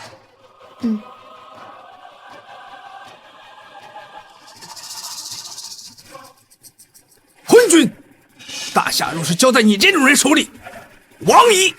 出言不逊，你不怕我会下令杀了你？呸！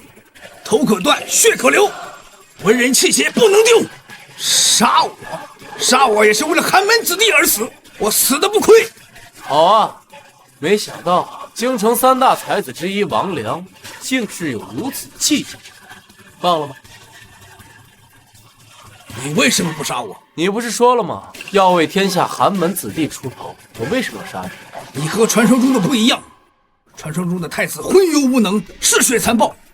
哈哈哈哈！那我就不是太子了，而是城外的野兽。来，入座。哼，你该不会是想趁机笼络我吧？我乃堂堂太子，怎会用如此下三滥的手段？相比于此，我倒更想知道，为何你对我的偏见如此之深？哼，你少招算！你开办科举，招揽寒门弟子，实则暗箱操作。我怎么个暗箱操作？把寒门子弟的试卷调换给皇亲贵族的是不是你？你说什么？如我一个好友，他参加科举考试，试卷被那奸相所换。更可恨的是，连那答卷人也被换成了贪官之子。你们难道不会去告吗？难道县衙门是摆设用的吗？告？哼，怎么告？官官相护。岂有此理！我们开设科举，为的就是让寒门子弟成为我大夏的人才。如今看来，我竟然给奸人做了嫁衣。明日早朝，你随我一同去质问负责此事的官员，看看到底是谁在祸乱朝纲。是。看太子殿下的模样，不像是昏庸无能之人，难道大家都被他骗了？太子殿下，奏折上的人员名单，就是此次科举中榜之人。荒唐！这中榜之人，均是前些日子我所革除之人。还有这状元，竟是你儿子秦松。太子殿下，虽然他们入不了您的法眼，但是他们都是大夏的人才。是吗？参见太子。太子殿下，这不是京城3大奇才之一的王良吗？他为何在此啊？王良，不如由你来亲自说说。奸相，你所作所为，置天下百姓于何地？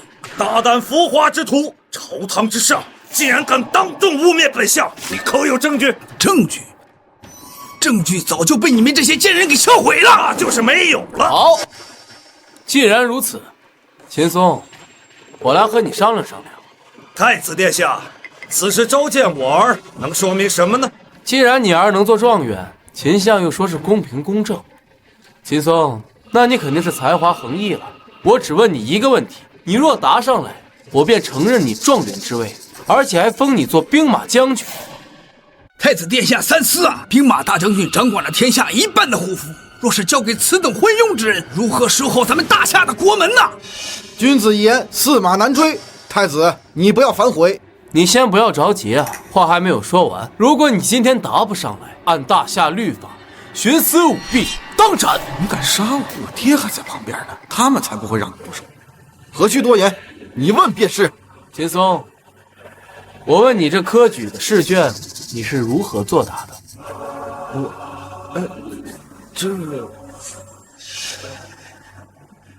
秦相，太子殿下问的是你儿秦松，你这么着急干什么？知道为什么你答不上来吗？因为你调换的试卷是寒门弟子胡良中的，像你这种人都能考上状元，天下有志之士将置于何处？那又如何？寒门子弟出生便注定了他们的命运，就是给我们当垫脚石的。像这样的人，就算是京城3大才子又如何？没钱没势，不是还要看我的脸色？你无耻！照你这么说，我所设下的科举，在你眼里如同儿戏了。反正那些穷酸玩意儿也上不了台面。太子殿下，我儿说话就是直爽。不过他所言正是我们满朝文武所想，大家说是还是不是？是。皇兄，自古以来，入朝为官都是皇家子弟，你自己要从寒门选拔人才，这本身就是件错。是啊，你想掌管大夏，也得顺应我们大臣的心呢。也就是说，如果我不听你们的，你们就可以阳奉阴违、沆瀣一气，篡改老子的科举了。太子慎言。我等自有熟读孔孟之术，忠君报国，想不到却报的是如此之果。天王大夏，荒野匹夫，居然敢在朝堂之上胡言乱语！禁卫军呢？将他拿下！说得好。太子，你这是干什么呀？爹，三皇子，救我！太子殿下公然在朝堂之上舞刀弄剑，成何体统？闭嘴！我刚才说的，如果秦松答不上来我的问题，就要按照大夏律法徇私舞弊、扰乱科举的罪名处罚。你可以把他交给大理寺啊！你为何如此？交给大理寺，恐怕不到1天，他就会被无罪释放了。歌曲公正，不容亵渎。谁敢侮辱寒门之路，老子要他的命！今日秦松必须明正典刑，必须明正典刑！松儿，皇兄，他可是秦相独子啊！你怎么敢？怎么看不惯？你也想来试试吗？不。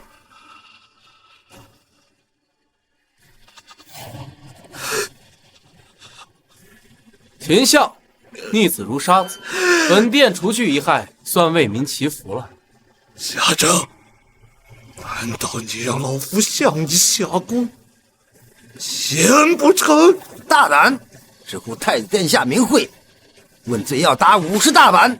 罢了，他今天失去独子，本殿下也不便深究了。罚半年俸禄，闭门思过。怎么？难道你也想承认徇私舞弊？你也参与了？皇兄，您真会说笑。秦相一直为大夏付出，辛辛苦苦，怎么可能做出这样的事情呢？儿，秦相，不要冲动，来日方长。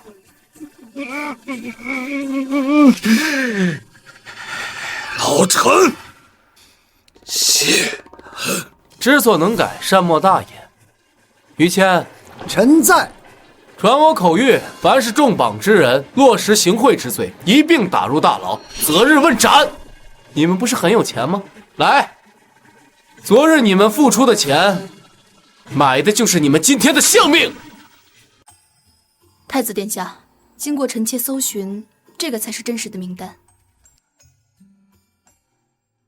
我刚刚浏览了一遍你的治民赋，不仅详细写了如何管理好百姓，对农商水利都有自己独到的见解。谢太子殿下。像你这样的人才，才是大夏紧缺的。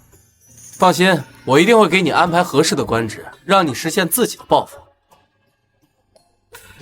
多谢太子殿下。王良，你之前不是说要有文人的气节，不贵我？是臣错了，臣不该怀疑太子殿下。有殿下在，大夏何愁不行？好。见过太子殿下。爱卿，此次重榜的寒门子弟是否都安排了合适的官职？回殿下，民生与水利各项已经安排好了。如此甚好。费了这么大的劲，教这么点人办事，我容易吗？那爱卿和爱妃此次前来又为了何事啊？殿下当日质问秦松，并将其诛杀，恐怕已彻底得罪秦相。秦相此人最为记仇，绝不会轻易放过太子殿下的。而且军营实际由秦家掌控，如果他叛变，将会对我大夏不利啊！我知道，先下手为强，后下手遭殃。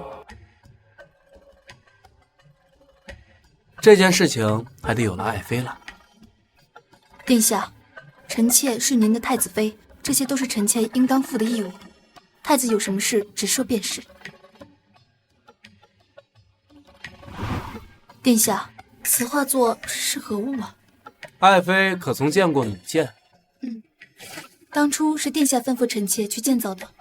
这次我让你建一个巨型弩箭，一旦搭配上黑火药，一旦试射成功，威力无穷。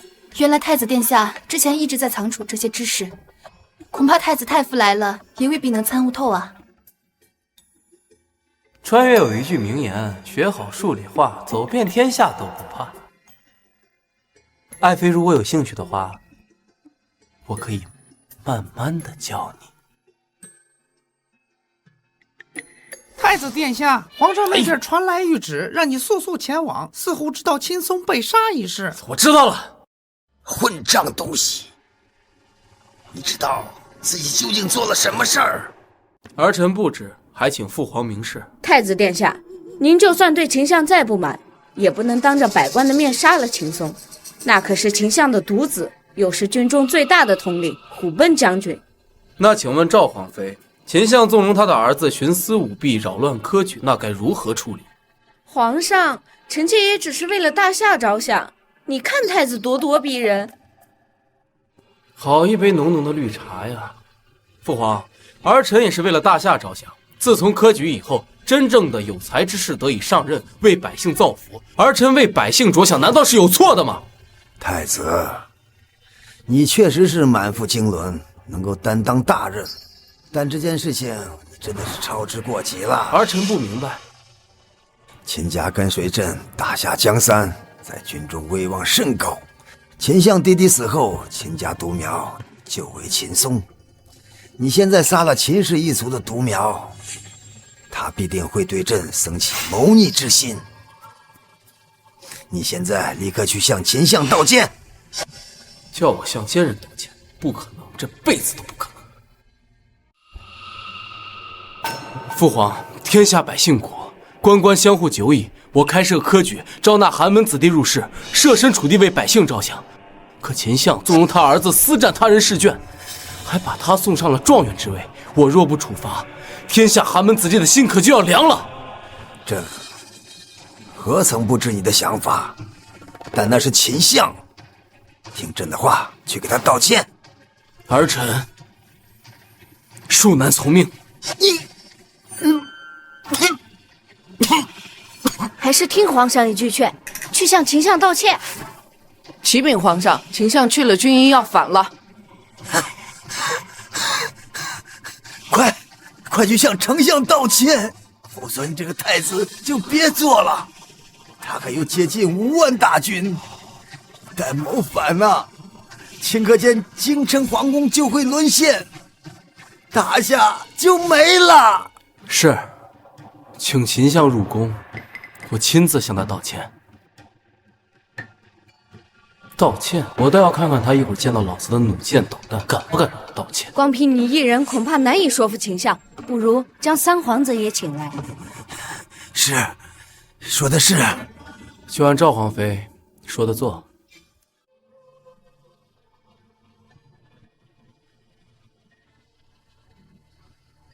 爱妃，弩箭导弹可准备好了？准备好了。好，马上交给于谦，让3000多特种兵装备好，不要声张。好。丞相，您一反，他下阵不过是个庶民，就算父皇想要保他，也没机会。他当着我面斩杀我儿，我今日要将他卸了太子之位，将他五马分尸。甚好。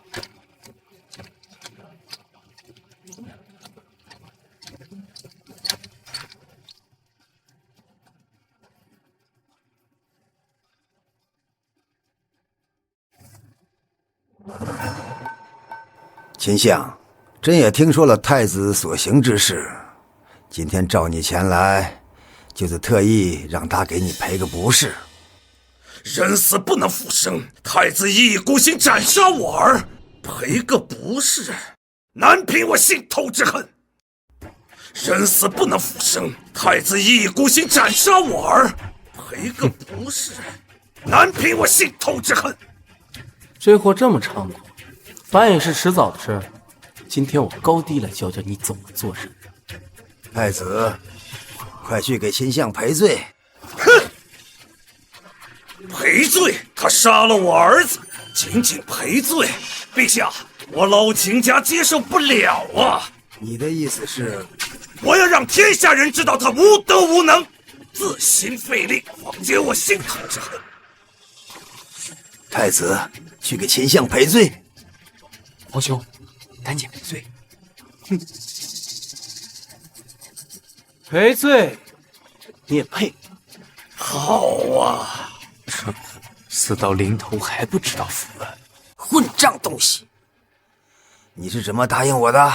父皇，此事错不在我，错在谁，谁心里清楚。皇兄糊涂，你话已至此，我也就不念旧情了。是你夏家逼我反的，我们老秦家能祝寿夏家，也能由我亲手毁掉。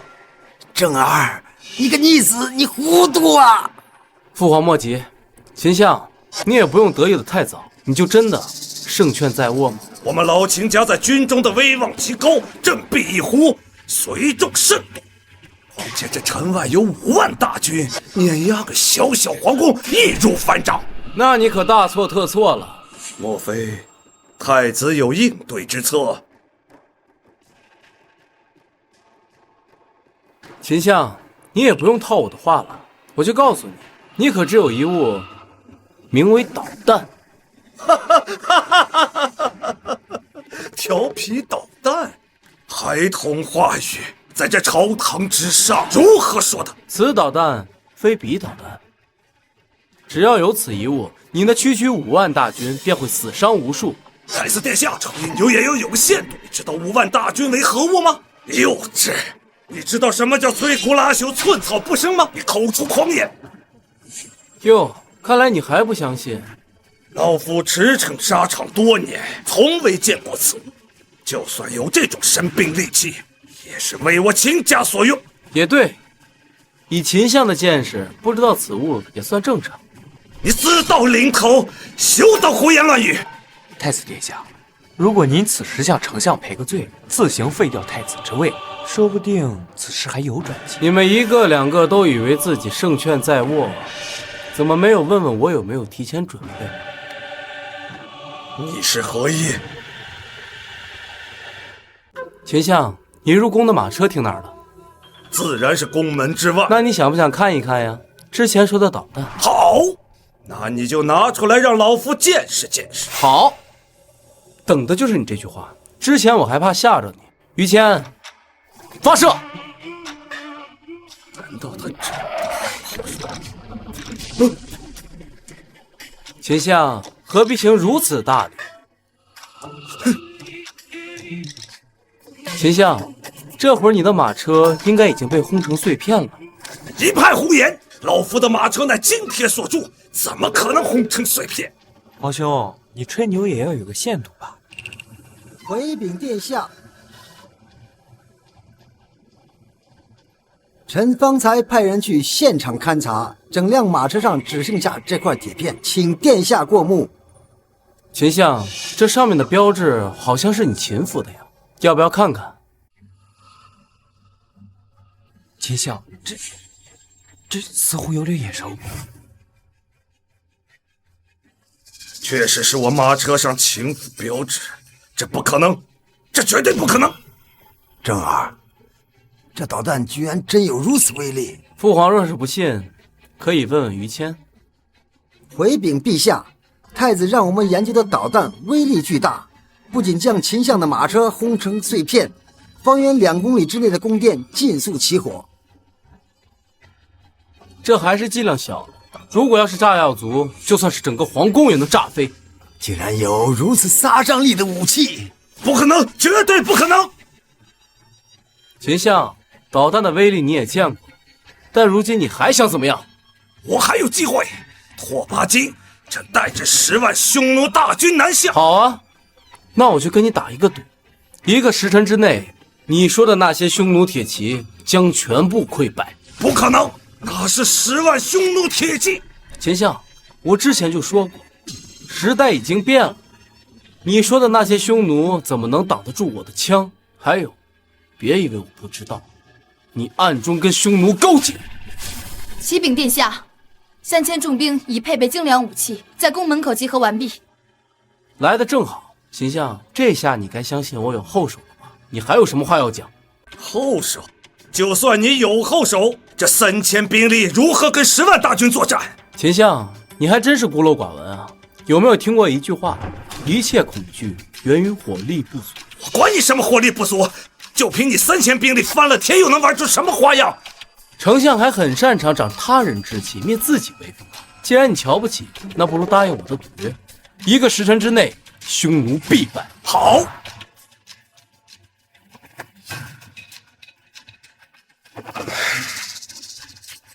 必败无疑。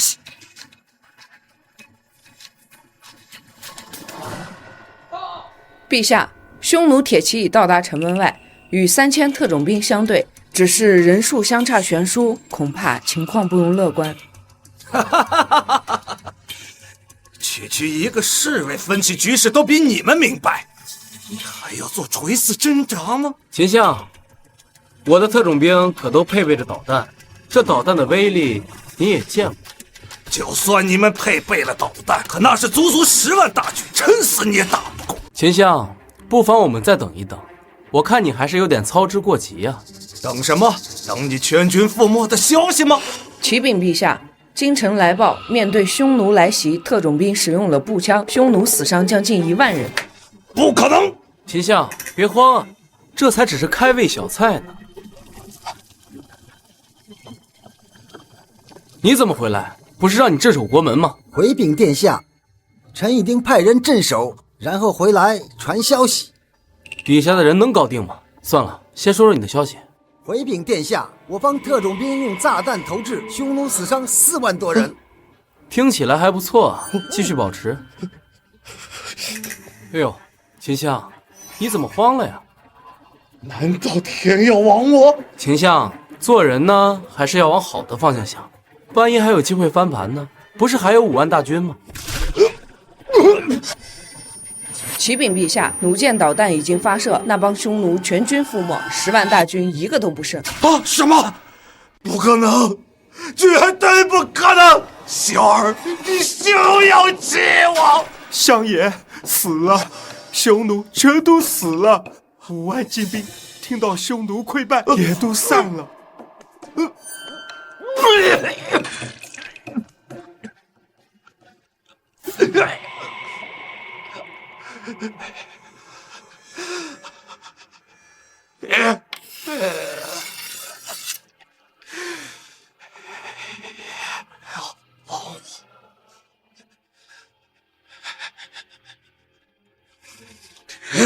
要我取证之罪也！啊！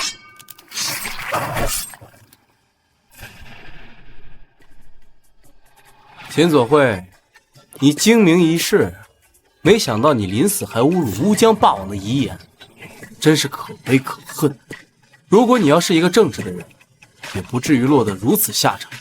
于蒹葭在，带领3000特种兵踏破匈奴土地，1日之内我要听到好消息。是。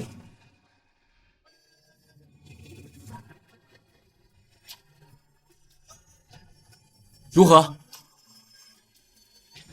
幸不辱命，臣已将我大夏旗帜插到了匈奴的国都。当真？当真？玩灭了匈奴？回陛下，千真万确。正儿，你想要什么赏赐？父皇，封侯本我意，匈奴四海平。儿臣想要一个封号，冠军侯。你贵为太子，真可封侯。陛下，冠军侯一直是太子殿下的志向，说这是男人的浪漫。侯爷只是你治下的大臣，我儿想要称号，朕就封你个冠军侯。比冠军侯多一点，以彰显你的身份。登基可称冠军元年。父皇，儿臣的第2个赏赐，想重新迎娶蒹葭，我要让她在万众瞩目之下恢复她的身份。